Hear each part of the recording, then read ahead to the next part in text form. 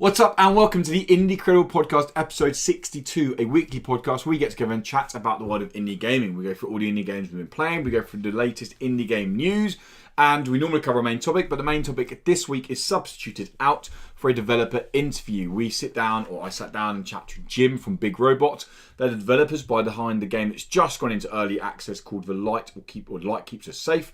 They also developed titles like The Signal from Tolva.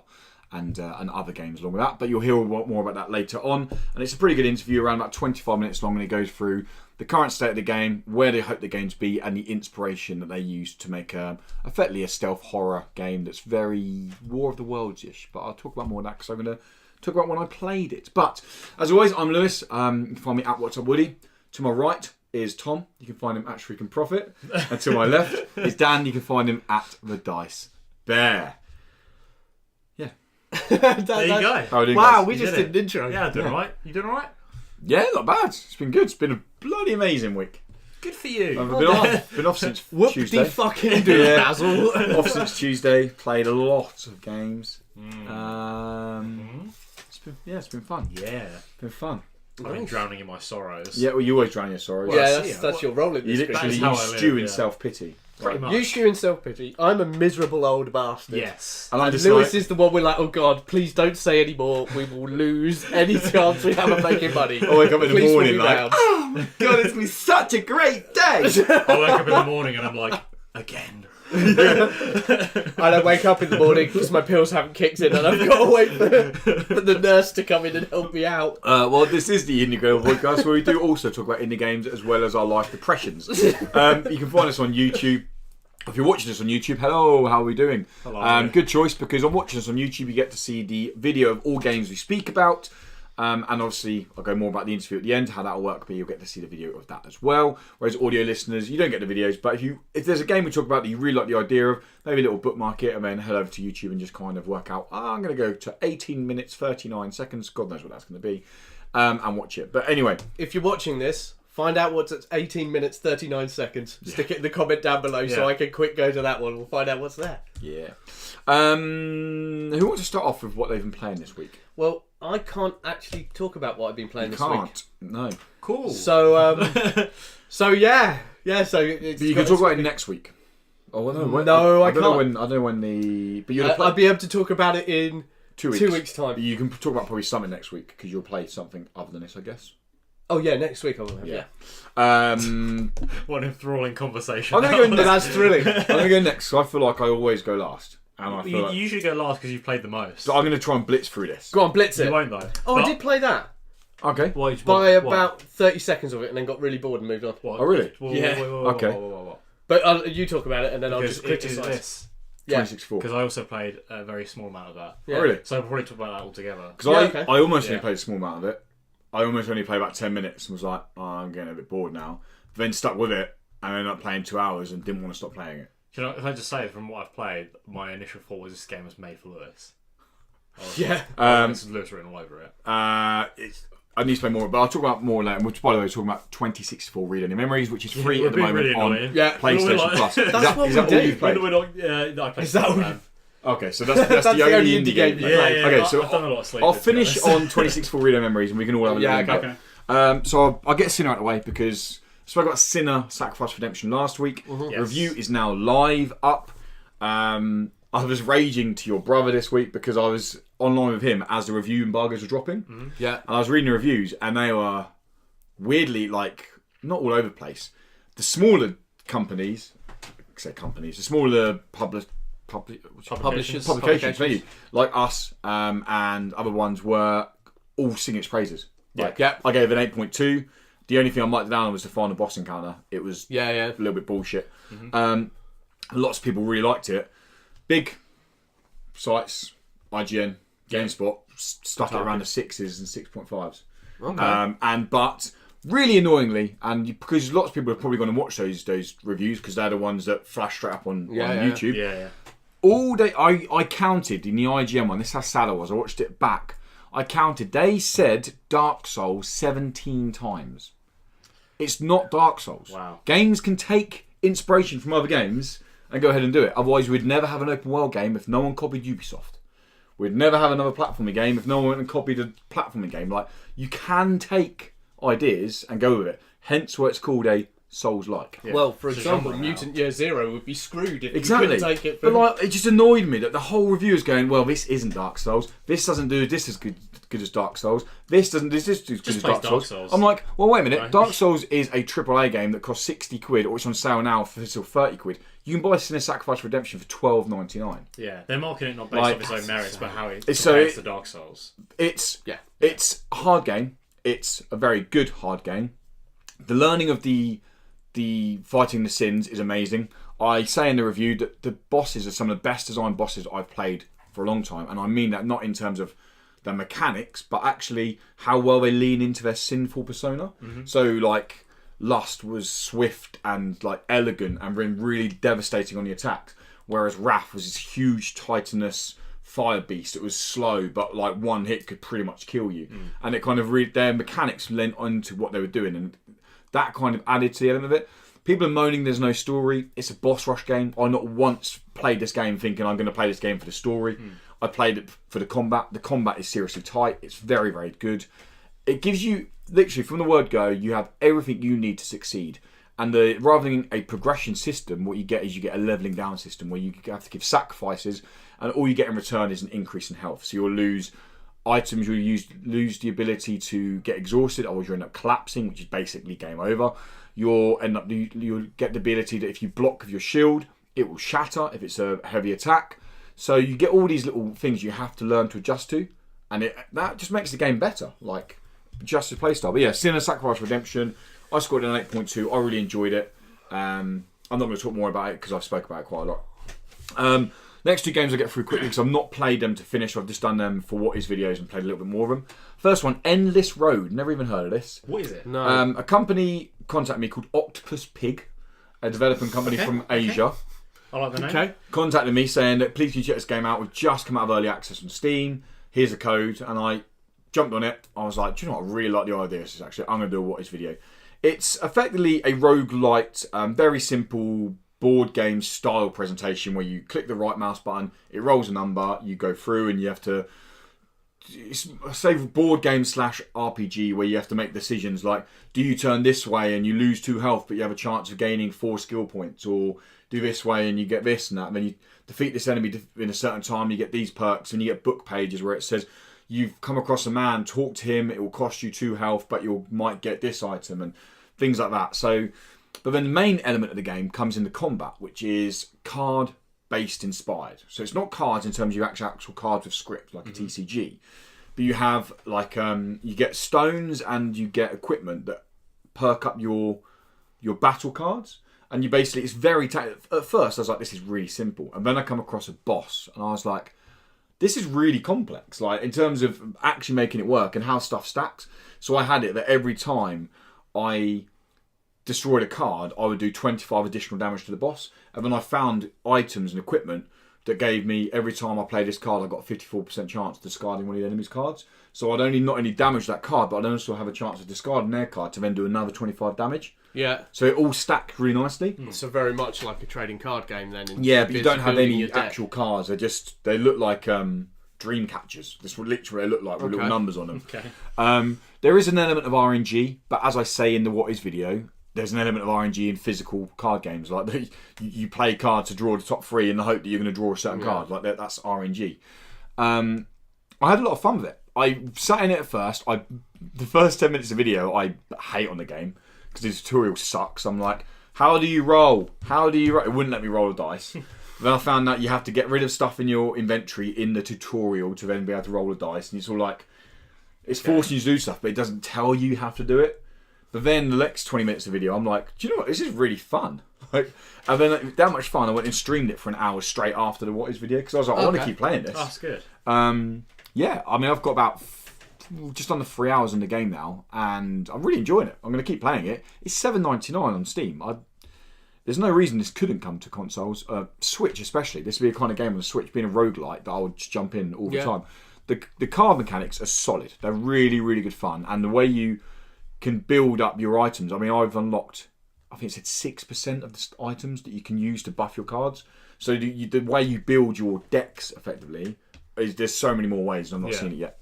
The Legend of Evil released today as of recording, so that's Friday on Switch. PC is coming to PS4 pretty soon. It's a tower offensive game. Okay. Where you play as an evil overlord who once every 10,000 years, an evil overlord is given the power to change the world and destroy it. And you play as Dracula, or Blade Dracula, because you're effectively got these wings like Dracula, but you're running around in the daytime, so you're a daywalker. Okay. And what you have to do is, again, I'm being prejudiced now, but I like to be honest. I watched the trailer for the games. Someone reached out to me and said, could you review this game for us? They're a company that we do lots of stuff for, and I got on with them really well. And I was like, I'm really busy at the moment. I looked at the trailer and I was like, oh God, like, I've got so much on. It's not a game I'm really looking like. It didn't grab my attention. And I was like, oh, can I do a what is video, like a 30-minute thing? Yeah, sure, that'd be amazing. I played it this morning for 30 minutes, and again, I keep playing straight afterwards. Like, I've got Soul Calibur to play, but I wanted to keep playing this. It's so much fun. It's perfect for the Switch game. It's very simple in terms of, you have these 2 runes, either side of the map, and your idea is you need to spawn these towers that can then create little monster demons that go along and kill the other ones that are meeting you in the middle, and you want to get the monsters to the tower to destroy them. Right. But it's soon, like the first 2 levels I just blitzed through and I was like, this game's fucking piss. Watched the video, I died 4 times on the 3rd level, and I'm like, okay, I need to actually concentrate now, because you have to then destroy towers to get enough money to make tougher towers, and then you have to start running between your towers. As a player, playing little mini Blade Dracula, you can't actually kill the enemies. You have no weapons. You're just there to build the towers. And then you're kind of like, okay, you can increase the respawn rate. You can increase the amount of souls you get every time they kill one of the enemies. And yeah, it's I'm up to level 6 now. There's only 20 levels. But there's lots I've not unlocked. So I don't know if I finish it and I can play through it with all unlocked. I don't know how it works. But a lot of fun. Again, a lot of fun. Legend of Evil. I'm going to keep playing it. You see my gameplay up there now anyway. It's pixely graphics, but it's simple, and it's a Switch game. There's no doubt about it. It's the kind of game that I'm happy I've got it on the Switch, and I'm going to keep playing it on the Switch. Like Keep It Safe, and I finished with 2064. So Like Keep It Safe, I'm going to spend a little bit longer on this because we've got the interview, so give people context. Like Keeps It Safe was billed as a horror stealth game. Set in a post-apocalyptic world where Tom's thrilled already. Yeah, I've had enough. you wake up in a vault, very similar to Fallout. Okay. And you'll hear there's even a question in my interview about Fallout. You wake up in a vault, everyone's disappeared. You wake up, there's audio log, this woman saying, we had to go upstairs, there's no food, there's no resources left now, we need to go and find resources. You're the only person left now, you need to go upstairs, you can't stay in the bunker. And you kind of run around, you find this torch, and it soon comes apparent that the world has been overtaken by machines. There's these machines that are around. At the moment, I want to say there's only 3 types of machines. There's these like worm ones that pop up and you flash your light on them and they duck down for about 10 seconds so you can get past. There's these floating ball machines that literally look like something out of War of the Worlds, and they are like patrolling. Okay. And then there's these tower machines that act like security cameras. Right. Apparently there's more coming. I'll talk about that in a second because the interview, and there's one that's coming that I'm like, that's fucking terrifying. The main idea of the game at the moment, and this could change as he says in the interview, their final goal for story isn't 100% there yet, because what they want community feedback. Do people want a story? Do people want a world to explore to make up their own story, basically? And they're going to build it around that. But the idea at the moment is in your vault, there's this big machine. You need to go out, get the resources to refill the machine. It's quite simple. Right. There's no weapons. You have no weapon in the game. Right. It is a proper stealth horror game. Is it scary? Fucking tense as fuck, and I've jumped so many times. Oh, okay, cool. Like, one time, genuinely, Sarah come in from the bedroom and was like, are you alright? And I was like, she was like, what's wrong? I was like, oh my god. Like, I said it to the guy in the interview as well. And but basically, you come out the vault, barren wasteland, and you go. All you got to do is find resources. There's no tutorial, there's no holding hands, off you go. Stealth mechanics are tight. You have bottles that you have to find that you can throw to send robots over there to then get past them. Now, what you have a torch, and that's what the whole game goes around.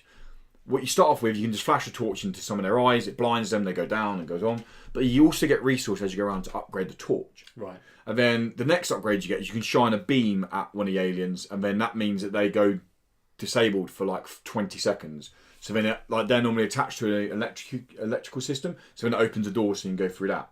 Right?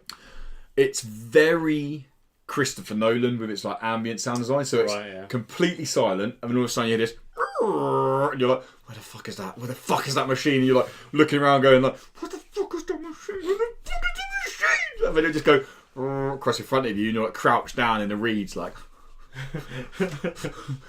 because they kill you straight away. And what the scariness comes in the fact that the resources are valuable in terms of you want to upgrade your torch, you want to put the fuel into the machine, but you die, you lose them basically. Like, so you don't want to die.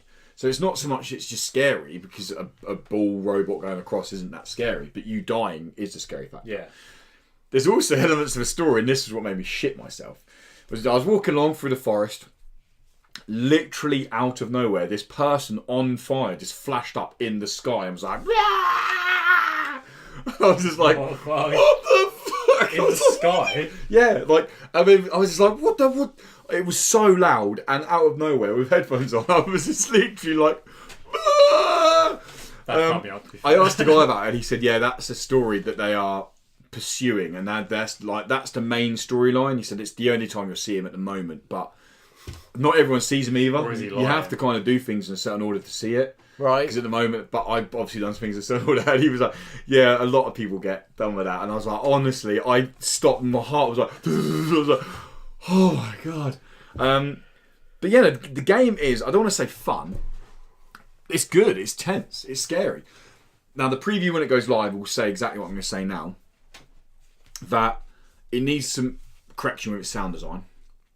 In terms of when you're in some areas and there's like 2 or 3 robots around, you can't tell the difference between which one's which. Okay. They all sound similar.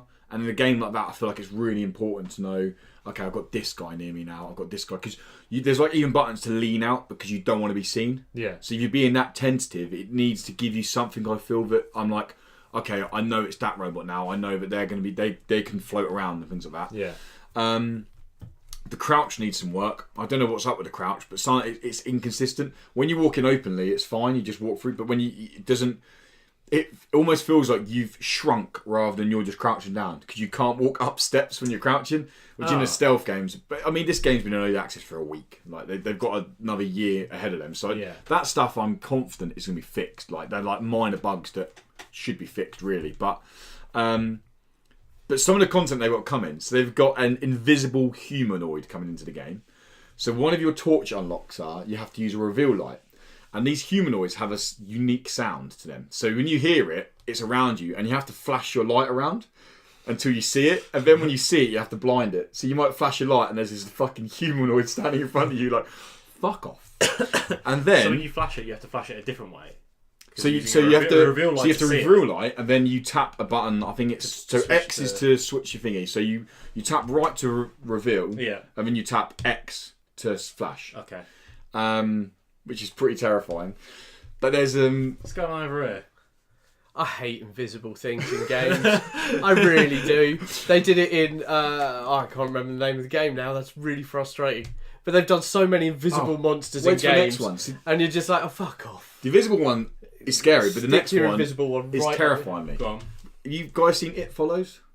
Yes. So basically, there's a mechanical scarecrow going in the game that once it sees you, it won't stop following you. It will go at the same speed. Can you kill it? No. So it's just it will not stop following you. It will go at a very slow speed. It won't. But is it going to kill you? Or eventually, if it catches up to you, yeah. Oh. So you have to be like... It's always after you. Wherever you are in the game, it's always after you. Yep. It doesn't necessarily know where you are. You can lose it. So if you break line of sight of it, you can lose it. But if you're in a big open field and it sees you go in a building, it will follow you into that building. But that breaks line of sight. I'm confused. So you got into the building. How do you lose it though? For example, he said something like if you run the other side of the map and you're broken complete line of sight, I'm guessing it stopped. But if you go into a building, it knows you're in that. It might not go around that building. It will go into the building. Okay. But apparently it just. But the thing is, there's not many buildings in the game. There's mostly just big open fields. So the fact that you got this fucking scarecrow just walking you. And then you got the idea of these. Wait, I can hear an invisible creature around me, flashing your light around, which then alerts this other robot. You're just like, oh fuck. But what? Basically, they've got the foundations for a really good suspenseful horror game. Yeah. And I'm looking forward to what they're building up with it. And I hope there is a story. In the interview, they say that they are burning dude in the sky. Yeah, but I want to ask, what's that about? Don't say everything that's going on in the interview, mate. No, you've got to make them watch it. We ask if it's going to consoles, and you'll have to watch it into. There you go. To see. Now we've tempted you to watch it. Last one, we get through this quickly because I've only played 2 hours. I've not finished it. 2064 read-only memories. I played like 45 minutes. Okay, so where did you get up to? I'm searching the dude's house. Okay, Hayden's house. Yeah. It's. I like the music. And some of the aesthetics are cool, but I was surprised, first of all, that it's such on a small screen that you're looking at. Yep. But that is a thing, I guess. Yeah. Yeah, it seems alright so far, but it's a lot of reading. I know you like that. I sometimes like that, but to be honest, You didn't know there's voice acting? Yeah, for the characters, but for just going through stuff. It's I see what you mean, yeah. It's like paragraphs and paragraphs of stuff to read. It's an investigative game. Well, yeah. I don't think it looks bad. I just don't know. I don't know if I'm going to play much of it, to be honest. Okay. Yeah, it didn't really grab me. I didn't play that much of it. I went in bit. The way they allow you to, the way it highlights things for you to select what's in the room instead of giving you the free mouse control, it's a bit lame. I see what you mean by that, yeah. The very retro style of having, so you've got the image in the top right and then you've got what you can do in the bits. Yeah. That was fine when we were limited. Yeah. In that way, and as an aesthetic, yeah, okay, I get the idea of you being retro, but it just didn't do it for me. Yeah, no, it I was is. playing it. I was like, yeah, I think if I didn't play retro games, if I didn't have my consoles at home and I wasn't able to play, pretty much any game that I wanted to, I'd be like, oh, this is fun. But because I can play those classic games, it's like you need to. It's fair enough. One of the beautiful things about modern devs and being able to do a modern version of a retro game is to add those modern mechanics to it. Don't give me a game that I could have played 30 years ago. Yeah, that's true. You probably summed up by saying the fact that you've played games that it's directly inspired by. Yeah. I was very much in the same boat. I put it on. I think I had like 3 hours to kill. I literally had I've always got something to play, but I didn't have any jobs to do, and I was it was just sat there, and I was like, do you know what? I wanted to give this a go, and I'll give it a go. Jumped on it, and I'll be honest, the same. I 30 minutes in the actual room, even when the robot comes in, it was talking loads, and I was like, where's this going? Talks a lot. What is this robot doing? What's going on? Then you went to Hayden's place, and I was still a little bit like, well, it's okay. I then got back from Hayden's place, and then more of the story started developing. Then I opened the map where you can start traveling around places and invest. And then it actually started getting very investigative, like in terms of like, it was elements of like you said, you highlighted what things you want, but still it wouldn't unlock certain. So like the robot was asking me questions, but I had to read stuff to know the answer. I couldn't just go, yeah, that's the answer. I had to actually read through the stuff. And that's the kind of stuff I quite like, as I mentioned in the game. That's why I was like reading through news articles. And I was like, it's not groundbreaking at all. I kind of wish I had it on my Switch rather than my PlayStation, because I'd quite happily play for that on the Switch. Yeah. But I've got it on PlayStation. I'm gonna play for it more. I've just been very busy since I think I played it Wednesday. Thursday, Friday, or today, I've been pretty busy, so I've not had a chance to play more of it. But I'm hoping to finish it next week, and I just kind of think if I'm going to play this investigation futurist thing, I'm going to play State of Mind. Yeah, but that's the same. It's just a 3D world. Yeah, but what it's done is it's taken modern ideas and that something that I would have now, and placed it in a game. Whereas what we have there is something I played in the 80s. It is very. And it's not kind of played in the 80s, I played it in the 80s. But the only thing that's new is the fully voice acted stuff. Yeah. Yeah. But no, even the whole sort of I had to investigate it to know the answers. Yeah, that's pretty much every 80s game. Yeah. I mean, Christ, play The Hobbit on the Spectrum. You had to fucking know everything to be able to get through that. A copy of the Silmarillion next to you. Never ever hit Frodo. It's straight game over. Was it really? Yeah. Fuck off. Yeah. No, it really is. It's game over if you hit Frodo. Even if you're right near the end. Yeah, game over. Don't hit Frodo. The 80s was awful. Especially I'm so glad as- I wasn't in the 80s. Especially when you're typing in, you get so frustrated because you don't know what you're supposed to do, and you just like twat the little dwarf. I know Frodo isn't a dwarf, but get over yourselves. He's in right. But that's what we played. Sorry, it was mostly me for about 15 minutes, just chatting Mostly away. It is always you to be fair. But I'm gonna play Spectrum Retreat this week. yeah, I'd rather play that than this game. So. I might play my Spectrum this week. and I'm going to finish. And you retreat into a And retreat Spectrum, into yeah? my ZX Spectrum again. I'm going to finish 2064. I'm going to play a little bit more. One of us should. Like you But just it won't said, be me. only because I think I'm about an hour from finishing what's available in early access. Yeah. And I've caught up where I can go. Yeah, and I'll probably dabble around in other stuff. God knows what else will come around. Who But knows? yeah, let's go on to some news. Let's do the news. News! News. So, this week we got 6 news stories for you. 6 news stories. And as always, these news stories are available. Actually, no, that's a lie. We've got 5 news stories. I just done 1 point wrong. But 5 news stories. Lied. And I know. And as Our always, credibility's going down. these news stories are available. Indie credibility. Like it, very good. Hey. These news stories are available in a short wrapped-up video that goes live every Sunday afternoon. If you want to go watch that, wraps it all up in 3 minutes. But if you're watching Don't this, watch it now. Yeah. Watch it after this. Yeah. Okay, so up first, Moonlighter. You know about Moonlighter, don't you? Yes. Yes, and you kind of know. Yeah, about no, I do know about Moonlighter. Moonlighter. Yeah, Moonlighter is currently available on Xbox, PS4 and PC, and it's coming to the Nintendo Switch on the 5th of November.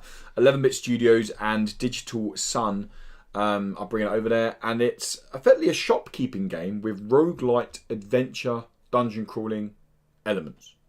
Yeah. You've got a night job. Yeah, Yeah. yeah. You're moonlighting Moonlighter. You're moonlighting. as an adventurer, I guess. So you're not Yep. Bruce Willis and whatever a Chops was. Are you guys way too young for that? Do you not remember the TV show Moonlighting? No. Bruce Willis in? I've heard of it very vaguely. I Classic recall show. No. that. Is it? Yeah. Oh, okay. Yeah, as in it's old. That's what you mean. That's what I mean by classic in that. I call you Yeah, so classic. in the day, so it's set in a small little town next to these portals that travel you to monstrous lands where adventurers come from around the world to go off and slay big monsters. You work in the day as a store assistant, or you actually own a store, and you sell stuff to these adventurers. But in the evenings, you go into the portals, slay the monsters, loot the chests to get items to sell in your shop.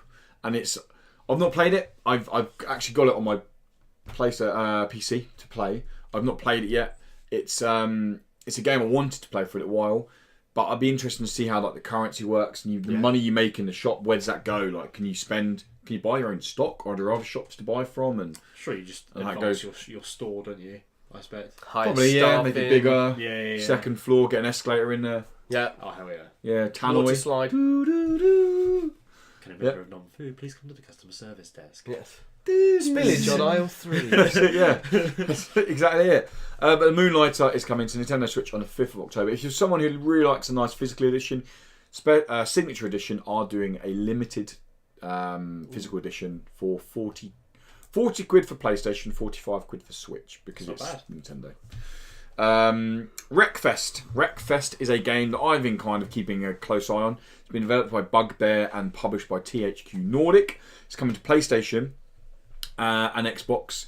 It's been delayed until 2019. It was meant to be coming end of this month. It's been delayed to 2019. You can see the trailer playing behind us now. It's effectively a demolition derby without... Well, it's a demolition derby because it hasn't got weapons.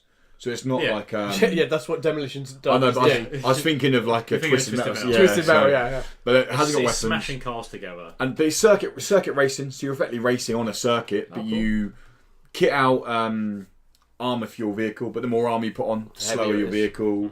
So do you go for speed? Do you go for security? I mean, Security. I used to love Demolition Derby on the PlayStation. It was a good game. Bloody good game. When he all started at the side and there was the thing in the Yeah, middle. you had the and dome in the middle and everyone just ran into the middle. I bet now the physics would be like cars just flying off, doors leaving off into space. Whoa! Yeah, you'd be like, what the fuck is going on here? But yeah, Wreckfest has been delayed, unfortunately, till 2019. Well, hopefully that means it'll be a better game, though. Hopefully so. Yeah. Quickly on that, randomly, did you see, Days Gone? It's been delayed to Days Gone, I think I do, the zombie PS exclusive PlayStation. Zombie. It's been delayed till April, which is not surprising because it was released in the same day as Anthem. Oh, okay. Because at E3 they come out and said, yeah, Days Gone's releasing this date, and everyone was like, yeah. And then the next day on the Microsoft stage, Xbox. They went, this is when Anthem is releasing, and everyone was like, bye Days Gone. Yeah. You have no chance. But that's been delayed to April. It's not an indie game, but we like keeping you updated with everything. It's the news. Omen of Sorrow is a game I'm really looking forward to, actually. It's had a stress test beta, which unfortunately I didn't play. But we got news this week that the game's releasing anyway on the 6th of November. That we did know. What we didn't know is the game is also going to be releasing alongside a playable demo on PlayStation, Xbox, and PC. So you can dive in, you can actually give the game a go. You get 4 characters on the demo, and what's more important is you get a single player and multiplayer options on the demo, which doesn't really happen. That is cool. You normally only get online play as a stress test, or you only get a single player if it's a play-along demo, like Infinite, Marvel v Capcom Infinite, wasn't it? That was just the story trailer. God, they shouldn't have done that. No, that put a lot of people off it. Although awful. You see the rumours. What's that? Marvel v Capcom 4. Have they got someone else doing it? Literally, it's heavily rumoured that that's. See, I thought they were chopping off all the Marvel games now to start their Marvel game universe. No, it'd be separate companies. Yeah. So the fighters won't be connected to. But back to Omen of Sorrow. Omen of Sorrow is it's like a myth-inspired fighting game. So there's vampires, there's werewolves, there's witches, there's all sorts in there. Very arcade looking, very Killer Instinct looking. It looks. I've only seen the trailers that you guys are seeing now, but the 2 trailers I've seen, very combo heavy. It's very much a combo inspired game. Where one of them I was counting up to a 9-hit combo with the werewolf guy, and I was like, oh, okay, this is. What will be interesting is how tight they are as a fighting game, because the fighting game, getting into a fighting game genre is competitive, isn't it? Like, there's reason that you've got Street Fighter has had 6 iterations now, and there's a reason why they are the kings, because they have teams of like 200 people working on Street Fighter. Yeah. Same as like Soul Cal we played earlier. Soul Cal 6 just released, and again, but this is the first Soul Cal that people have been excited for a while, because they've ballsed up in the past, and that's an IP like Soul Cal having a new game coming in at it's priced £45, so it's coming in at the same price as Soul Cal. Yeah. Launching. I'm looking forward to it, because I don't understand why fighting games haven't used vampires and werewolves and witches more. Because who cares? But no, like, it's just a different setting. You get knights in there all the time. You get like all the cool anime chicks in there all the time. But very inventive, though. Yeah, but that's because most of that lot comes from Street Fighter for a start. So they have a set roster that everyone knows. Soul Calibur has its set roster. Yeah. All of them have Tekken set roster. I mean, think about it. In Tekken, they've got a bloody jaguar who fights. Tekken, you can do anything. They have a dinosaur as well. And there's dinosaur as well. And Killer Instinct. Tekken's weird, isn't it? Killer Instinct did go along the more myth side. Yeah. Didn't it? This game does look very Killer Instinct. But I'm still looking forward to it. We're going to have a review for that closer to the time of when it releases. You'll never beat Shaq. Looking forward to it. It's been developed by When's the demo? A1 Games. The demo is launching alongside the game 6th of November. Same day that Grip Combat Racing launches. Oh, really? Yeah. I'm more excited about personally. Yeah. Second from last piece of news, Mutant Year Zero Road to Eden is a game we banged on quite a lot about, didn't we? After E3 and Gamescom, we got 2 reveals of it this year. And even more excitingly, the game released on the 4th of December. They came out 2 days ago and released a complete new, not only gameplay, but a behind-the-scenes look. And it's only 4 minutes. I'm going to link it actually in the description if you're watching on YouTube, because I think it's worth watching. It really goes into kind of their inspirations for the game, what they want for the game, and what the game looks to offer. What do you guys seen it? What do you reckon to the game now? We've seen a bit more on it. I'm interested in the story a bit more. I didn't really care before. You didn't care about it, did you? No, it's that whole turn-based. Yeah, I don't want to play it, but I'll watch someone play it. I didn't know it was a pen and paper RPG. I don't know. Yeah, much I about didn't it. know that, either. and Yeah, now I'm RPG. really quite interested in Yeah. having a look at some of the We'd pen like and to see paper where that bits. goes, yeah. Well, because they said, didn't it, that the main rule on that one is it's set where you live, so that's why it's set in Sweden. Yeah, Because the devs are in Sweden. Because it's local to them, isn't it? Yeah, so that was quite cool. That is cool. I like the look of the hub area. I was like, that looks quite cool. The Ark. The Ark, thank Yes. you. Yeah. Not the zone. The zone is where they go the- to yeah. do their hunting and the bits like Ducks and Boreman look cool. The guys. that. Yeah, I like the way they mutated as well. That Yeah. leveling up, and you had a choice of how the mutations work and what way you went, and that changed the battle dynamics. I know none of that is new.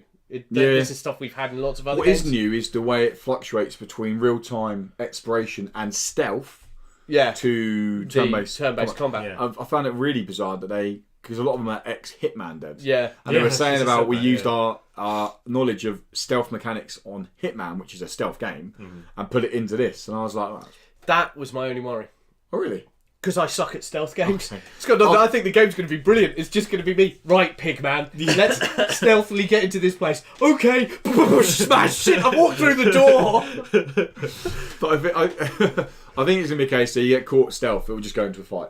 Yeah. So it's not going to be Yeah, but like... then you're risking Go But then- characters yeah. But dying and there'll be an losing extra. Yeah. If you could sneak up on someone, there are going to be advantages to that. Yeah, of I course. will never see that advantage.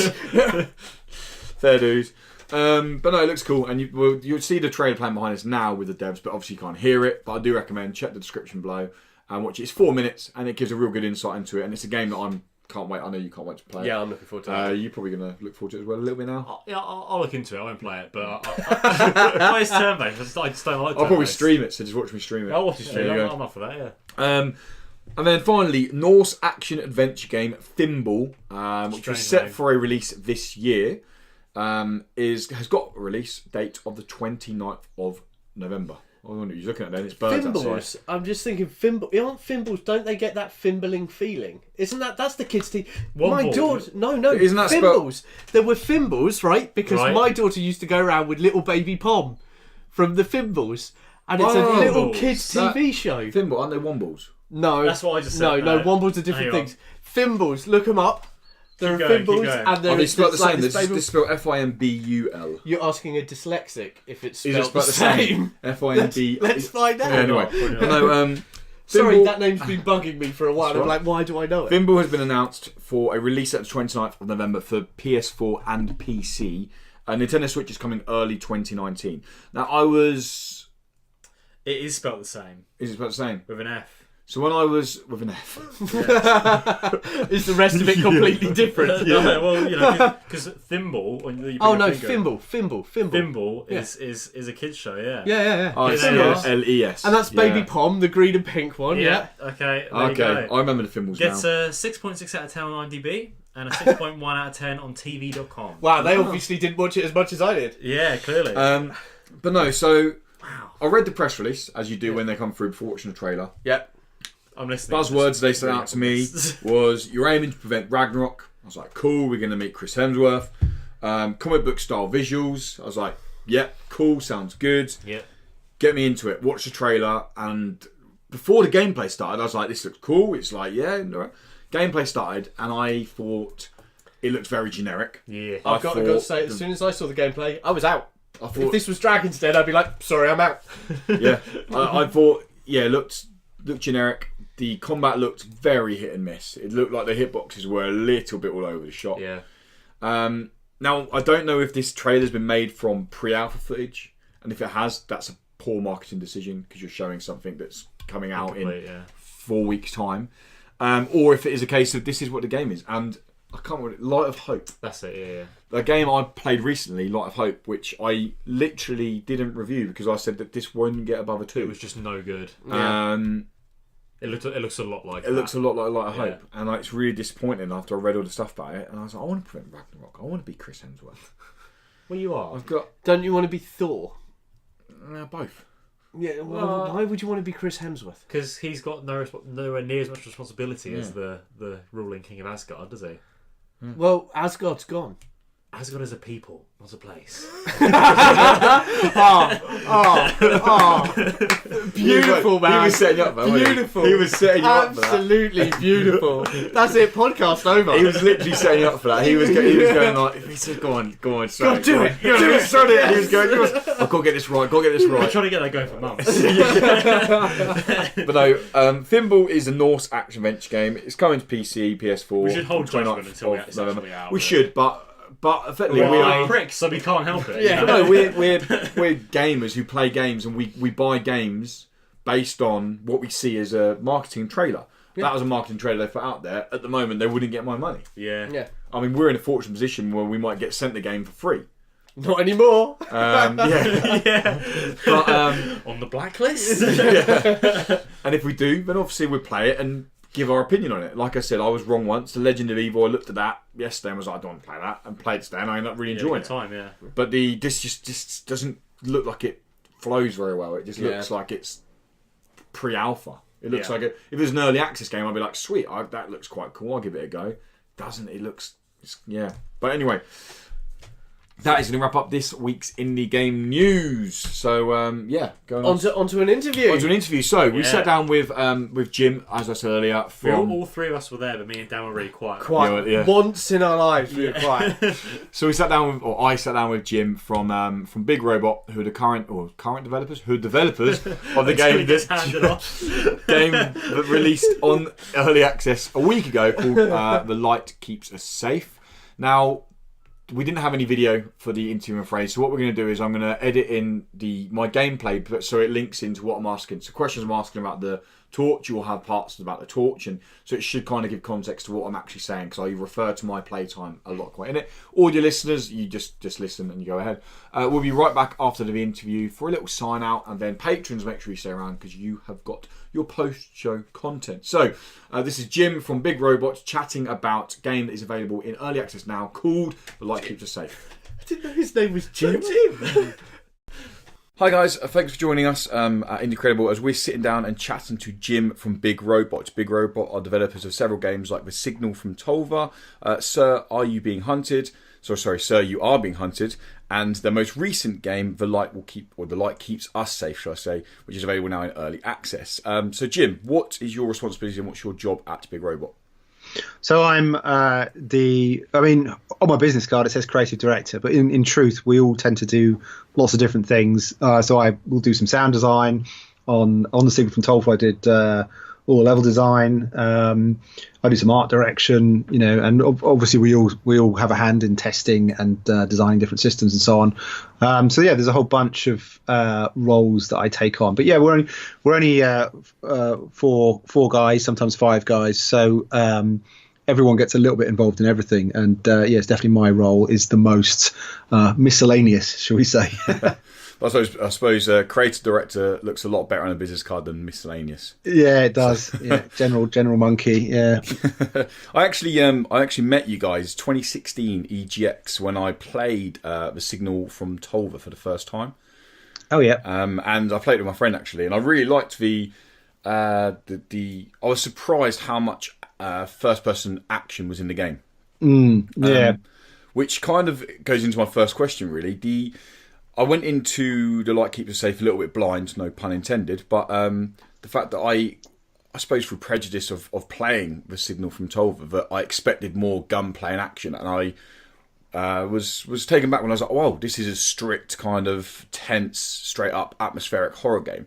Was there any decision behind, or was there any reason behind why you stepped away from the actiony FPS game and went more for the strict stealth horror game? Yeah, I think it was just a change of pace for us. We wanted to. We didn't want to put a gun in the player's hand this time. Basically, we said, what else can we do to make things tense and exciting? I think also guns in games are very much about empowerment. And if you're going to make a game where there's a lot of threat, disempowering the player and making it so that they can't just destroy their enemy is that's a really powerful tool. It's a really powerful thing to do. And we even in our first game, So You're Being Hunted, which was very much about you being disempowered and being chased by all these fellas. Even in that situation, we had given you some quite powerful weapons: a shotgun, a big hunting rifle, even some dynamite and stuff. So blowing up your enemies and shooting them was still definitely on the table. But this time we wanted to pull that right back and make it so that you when you get it, running and hiding would be where you would want to go. You would need to get out of your enemy's line of sight and use distraction and then as the game unfolds a bit, use all the sort of light tools that we brought in. So I mean that was another angle on it. Basically, was to develop something that we felt complemented the world we were trying to make, and it was we didn't actually come to the whole idea of a flashlight that emits different types of light that does different types of things, which has become a core part of the gameplay till quite late on. We knew that we wanted to make a sort of exploration game. We knew we wanted to return to procedural generation rather than hand building a level. Initially we were just creating a horror environment in which you'd be fleeing things that were chasing you, and that worked pretty well. But I had a little post-it note on my desktop for years, I think, just saying, "Oh, the light keeps you safe." And then suddenly that kind of clicked, and I thought, "Hang on a minute, obviously the flashlight is a horror staple, but how can we throw that in and then mix it up a bit so that it becomes this sort of interesting tool that does multiple things?" And so we were sort of layering up puzzles around, the stuff that you'd want to get to, the things you want to loot in a survival game to stay alive, and suddenly having the light become part of that, using it to dazzle enemies or to drive things away or even to flick switches and stuff. That suddenly gave us a whole layer of sort of interactions and systems that we could then muck around with. And it was just one of those kind of sort of evolutionary processes, like iterative processes in design, right, where you introduce something and you go, oh wow, that works really well. And this game has been much more about that than the previous games, actually, which has been interesting for us. In that, I mean, with Sir and Tolva, they were very much like big idea games. We got the big idea at the start. Yeah, we wrote ourselves a plan, and although they did evolve and they did develop over the time, we very much delivered what we'd initially set out to. And on Sir, that was quite strict in a sense because that game's initial funding was raised through Kickstarter. And so, obviously we've made a bunch of commitments and promises about what we wanted to do with that money on Kickstarter, and we had to deliver them, and we did. And then with Tolva, it was a very similar situation where we knew we wanted to make a science fiction game with robots in. We knew we wanted to make a big landscape, and we knew we wanted that to be under sort of blue skies and have this kind of like sort of bright but weird aesthetic. And we totally nailed that, I think. This time, however, it was been much more kind of like we've just been mucking around, just been prototyping and figuring out where we wanted to go.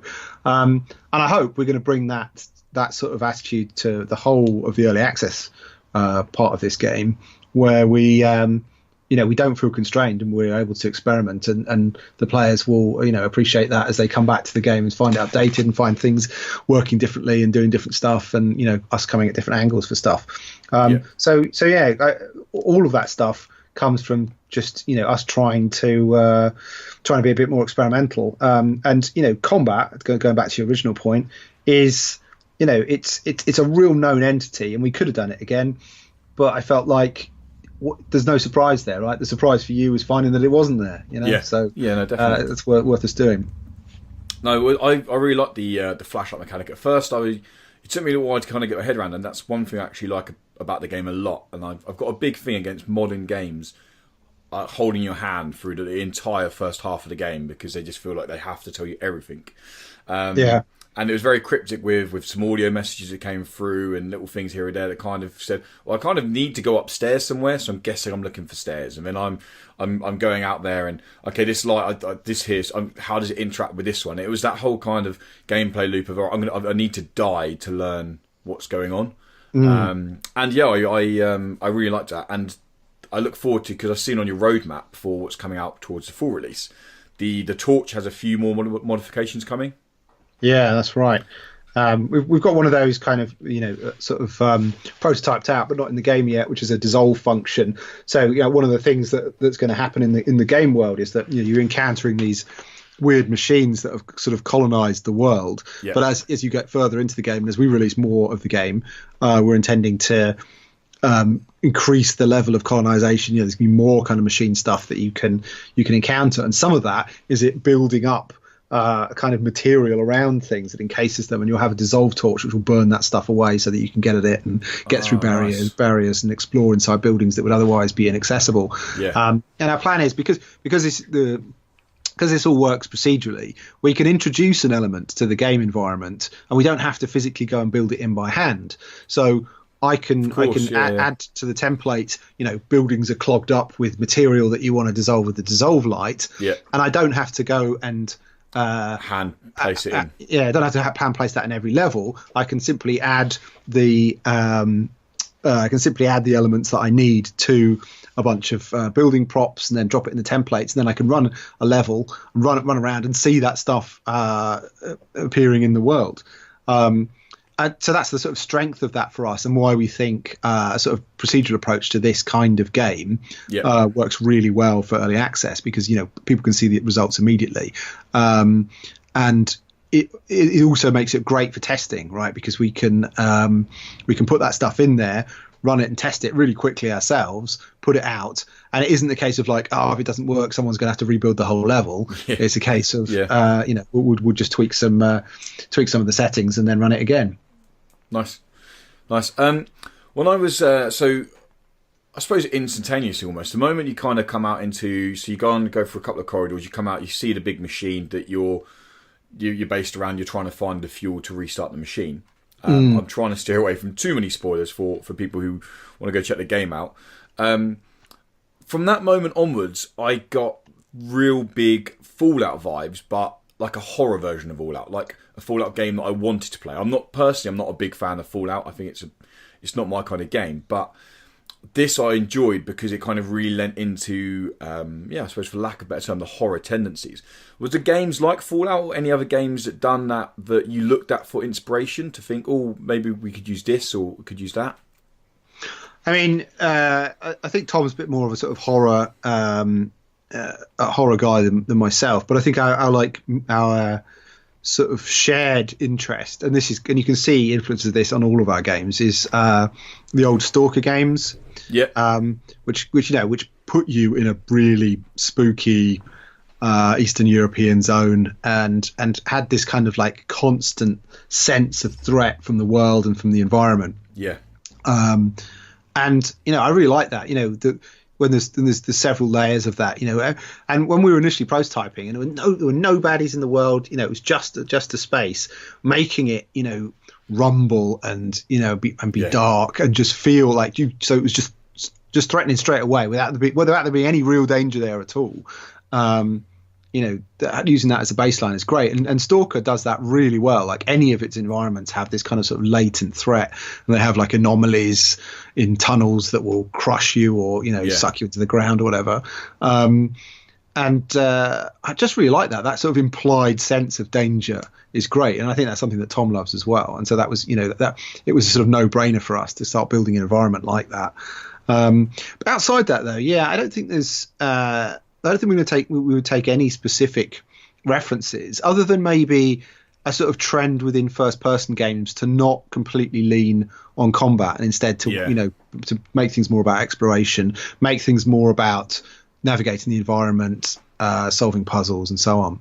Yeah, I'm glad you said puzzles. I was going to say it almost felt like it was exploration / puzzle game, because there was moments where you come across these little outposts and there would be a machine light shining down, and I'd have to work out, okay, if I go from this angle and throw a bottle that's smashed over there, how much time have I got to get around and unlock a door to come back and then go back? And it was very much mini puzzle sections in there, which definitely, which kind of broke up the exploration. That's been fun to do as well, because we've been able to sort of layer that up, and those puzzles aren't necessarily hand designed as such, but sort of just emerge from the game systems. So we'll say to we sort of set the game up so that it knows that it needs to put a force field door on the front of a house, and maybe it will add a turret, but it will do that in a different way, and in lots of different combinations. So you might find one building and you're like, damn, I'm not getting in there, because it's it's generated a whole bunch of stuff and you don't want to tackle it all. But if you scout around, you might find one that the game has built that's a lot easier to tackle, and you can find an easier way in, which is an interesting kind of like take for us, right? Because it's, you know, usually in games, you know, you want to build your content and then make sure the player sees it, but in this it's very much like, you know, a whole bunch of stuff will never be seen. It might never be tackled, like, you know, that house with multiple layers of things on it. Yeah. Someone may never go inside it, right? You know, they might just dodge it and say, well, I'll find my loot elsewhere then, because that's looking too dodgy. But I'm totally fine with that. And I love that kind of providing that level of freedom for the player, and also sort of for the game environment, you know, to throw up surprises and stuff. Yeah, no, it's like what you said. There's a couple of times where I saw a house or an outpost place, a hut, and I was like, oh, cool, I can get in here. And then there would be some kind of patrolling bot that very much looked like it was from War of the Worlds. Yeah, coming past, and then I'd be like, oh gee, and I'd hide behind here, and like you said, yeah, it very much felt different. I went from one part where there was a helicopter, then there was like cargo crates that were a lot more built up, and I was like, am I too low level here? And then I realised that there isn't a progression system apart from your flashlight, just leveling that up. So I was like, I can't be too low level, I'm guessing. But yeah, no, it was a lot of fun, and the environment is very tense. The sound design, I referred to a friend actually after playing it as, I felt very Christopher Nolan style, where it was very quiet and then these kind of very eerie ambient noises would happen, and you'd be like, what was that? What was that noise? And turn around and I'm like, there's nothing around here. What was that noise? No, it's cool. Yeah, it's good. We've definitely enjoyed making that stuff, and I think lots of people have sort of commented on that sort of level of threat that the noise provides. I think that's one of my kind of key points in design, actually, is that if whenever you do something, and you do something visual, it doesn't matter how good it looks, if the sound doesn't sell what you've made visually, then it's never going to work. Oh, completely, definitely. Now the game's obviously in early access at the moment on Steam. Now I know, I mean, I've read a few Reddit forums here and there, and early access is slowly, progressively becoming more of something that people are starting to disagree with. Just saying that people are putting games out that don't deserve to be out yet, and it's an excuse to get things out. Personally, I like early access. I like the idea of, it's almost like a Kickstarter. You're buying the game, you're playing it early, and the understanding that you're going to grow with the game, and that was early access always the plan with the light keeps us safe. I don't think it was necessarily always the plan. I think sort of a few months out, we sort of realised that it would work on early access. I mean, I think we probably have a slightly different point of view on early access to other people, in that our first game, So Being Hunted, was one of the first games on early access. I think it was, it was in like the first 10 or something of of the games that, when that was a new thing for Steam. Yeah. And so, we're aware that people are kind of, have been a bit tense about early access, and the things that have failed have been high profile. So, there's been no miss. And the failures are always going to be highlighted more than the successes. Yeah, but I mean, for us, the success was clear. Yeah. And also, I think in some ways we felt a bit like that was maybe missing from Tolva. Maybe we could have done with a few months of just having it unfinished, but with a real audience of gamers who are going to give us the feedback that we needed to polish it. And that's definitely my experience of that. And it's my feeling on it now is that I want that experience of people kind of coming back to me and saying, oh, actually, I didn't get on with this bit, or oh, that bit's great, can we have more of that? And we very much had that in Sir, to the great benefit of the game, I think. And I felt like we got loads out of that. And I understand people's kind of reticence with early access, and if they buy the game and then they're not getting on with it, I think it's too early or whatever, there's always the refund button, so we completely understand people's point of view on that kind of stuff. It's it's good for us, basically, and it's the best thing for the game, so we just want to take the opportunities that are there. And I think early access offers a major one in terms of getting your game out there quickly and getting people involved in letting you know what they think about it, and ultimately that's always going to be the main thing in a game, right? It's going to go to the audience. We need to know what people think. Yeah. And if the faster we can get that kind of feedback, and the more sort of in depth that is, the better the game's going to be, and that's what everyone wants, right? Yeah, I mean, I can think of a ton of games that could have done with some community feedback before they released, but no. And one thing I will say though is I was like thoroughly impressed. And lots of games do release a roadmap, but sometimes these roadmaps, by roadmaps I mean release roadmaps for the audience, but these roadmaps sometimes you're talking 2-3 bullet points, and you're like, okay, what is that even mean? Like. But I was really impressed with your guys' roadmap. It literally laid out 3 sets of updates, what you want to achieve with the updates. And yeah, I was reading through it. You got new biomes coming, new light mechanics coming, new enemies, robots, Easter egg, story overhaul. I've got to ask, in the roadmap, it said about a scarecrow. Is that the thing that like terrified me? This on fire thing that just appeared in the sky. It's not. No, that's another secret kind of direction. That's part of the story, actually. The fiery thing. Okay. The scarecrow is genuinely kind terrified me in that moment. I was like, "What is that? What is that?" I was running away from it, and then I was like, "Oh my god, where do I go?" Yeah, he's a lot of fun, but yeah, no, he's gonna appear elsewhere in the story. Now, the Scarecrow is a nod to, we had a Scarecrow character in So Being Hunted, which is like a sort of half robot, half Scarecrow thing that would just sort of follow you across the level. We've got a sort of new take on that mechanic. Oh, nice. But from a much more sort of alien machine entity thing that's going to appear. And yeah, it's similar to what we did with the Sir one, but such an interesting kind of like twist on it that nice. And it's horrible as well. It's just a really unpleasant thing. So I'm just really looking forward to it, which is why we mentioned it specifically in the roadmap, because it's one of the things that makes us laugh and we're excited about bringing out. So hardcore big robot fans will be pleased with the Easter egg. I hope so. To Sir. And there's nothing more terrifying in a game than just being followed, and it's always that slow amble follow that you can run away from, but they're going to catch up eventually. Yeah, we've got. That's not the only one of those we've got. Actually, there's going to be another one, which I think is even more frightening. We've got like an invisible humanoid on the level, which you have to use the reveal light to find, because you can hear it coming, like it's muttering to itself and approaching. But you've got to keep an eye out to know where it is, and then you've got to use the reveal torch to reveal it and slightly dazzle it. But it's absolutely horrible. Yeah, I can imagine so. And I'm really looking forward to seeing people's reactions to that. So as the development progresses, obviously you put the roadmap out. How much are you going to focus? I was interested by this a lot. I mean, I'm a story junkie. I love story games, and it's kind of where I put most of my time in my personal gaming. So I enjoyed the small snippets of the story that were on offer there, like the kind of the audio logs that were coming over the top, and the little bits like the obviously very much environmental storytelling that's going on.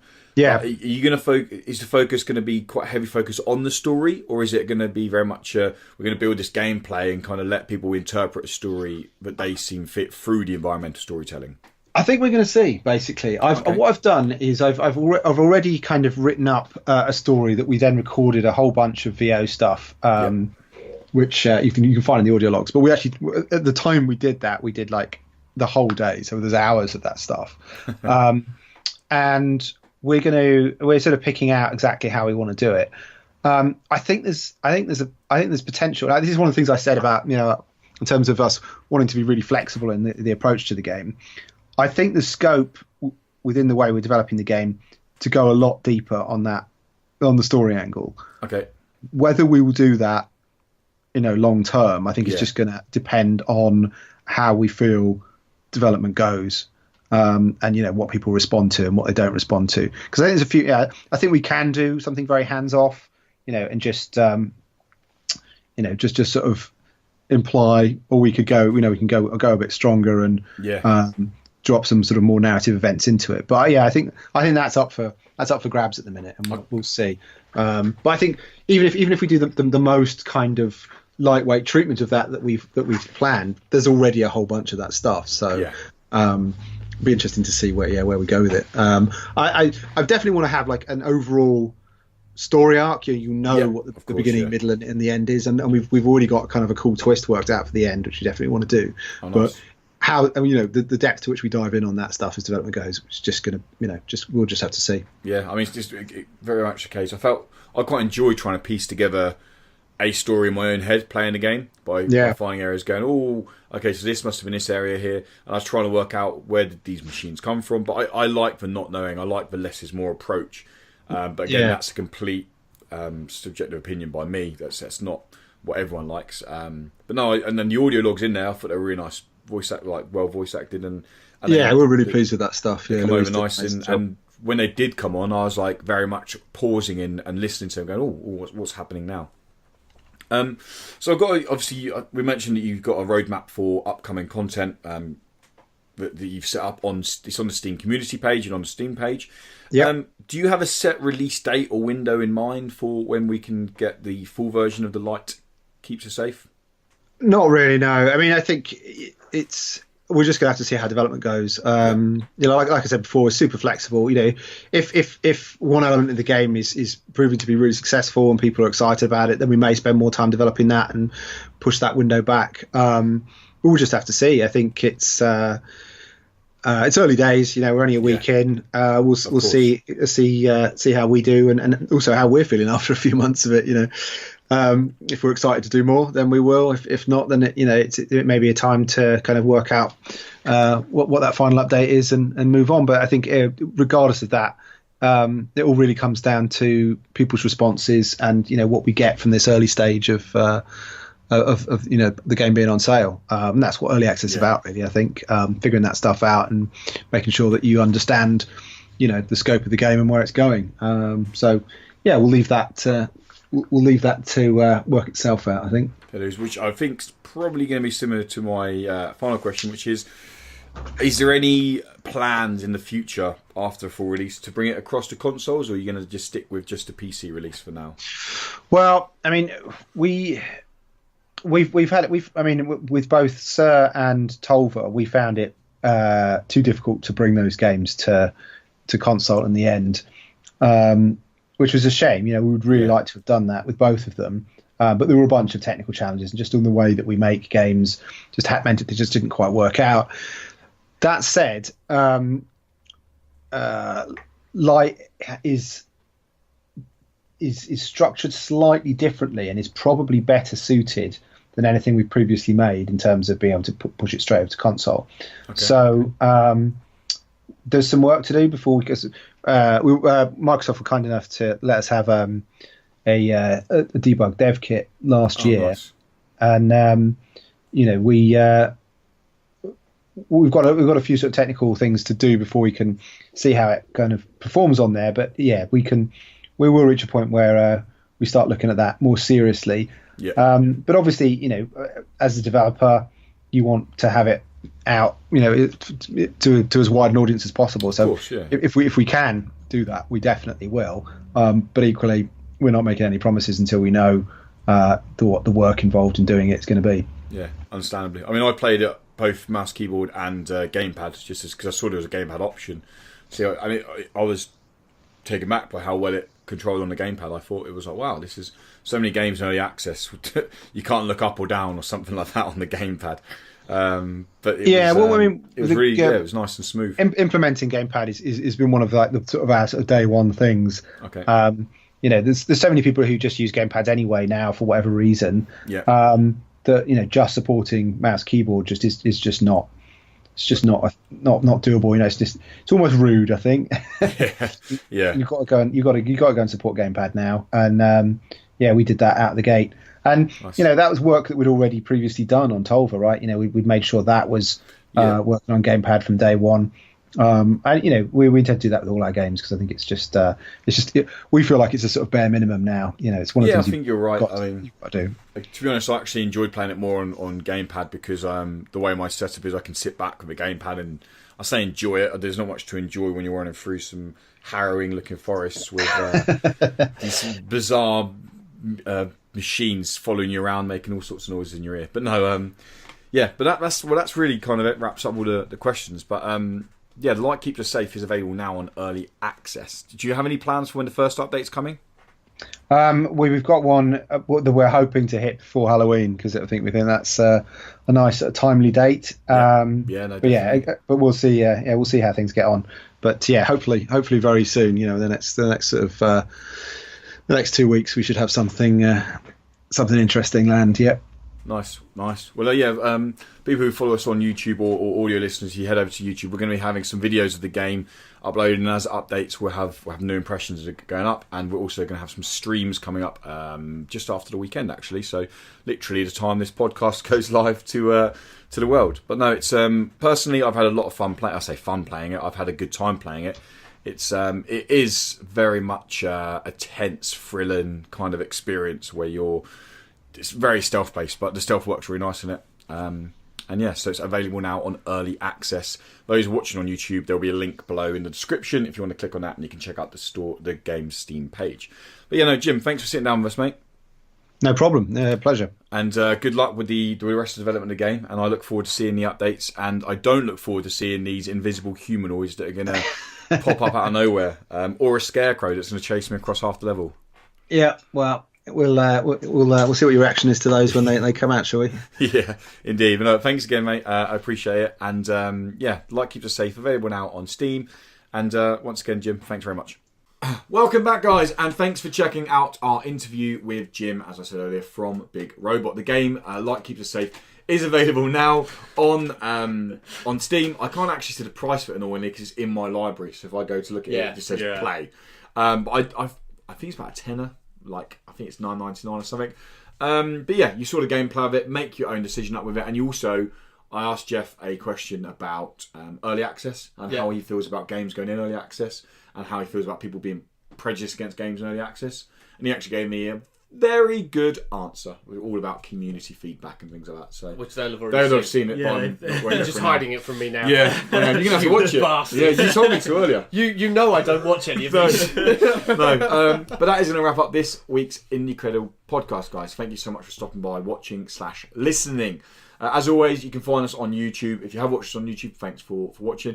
If you haven't subscribed yet, but you want to keep up to date with more indie game content, including news, reviews, previews, and of course, this weekly podcast, make sure you do subscribe.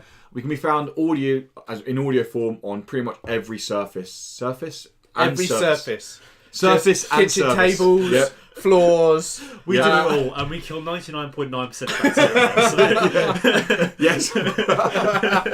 Yes, we do. And if you really like what we do, then you can come and stay around, or you can go over to patreon.com/indiecredible, or click the link at the end of the video, pay $1, and then come back and you can watch the exclusive post show where we're going to talk about. We have no idea what we're going to talk about. We never know. It just happens. Chat rubbish. But yeah, Do get as some always, gold out of it though. So as always, I've been Lewis. You can find me at What's Up Woody. To my left, got it right this time. That's right. Is Tom. You can find him at Shriek and Profit. To my right is Dan from at the Dice Bear. Just type the Dice Bear into Google and this find me. sexy man He's pops there. up. And you can see him. I do actually pop up. Yeah, it's one of those old I desktop feel like I add-ons didn't you used to get. What's that? Whoop. Every time someone types He's like, oh, love. It's like, So I type my name in Google. Hey. But that is going to wrap it up, guys. Thank you again for watching. And patrons, stick around for the post show. Until next week, you stay indie credible. Bye. Bye.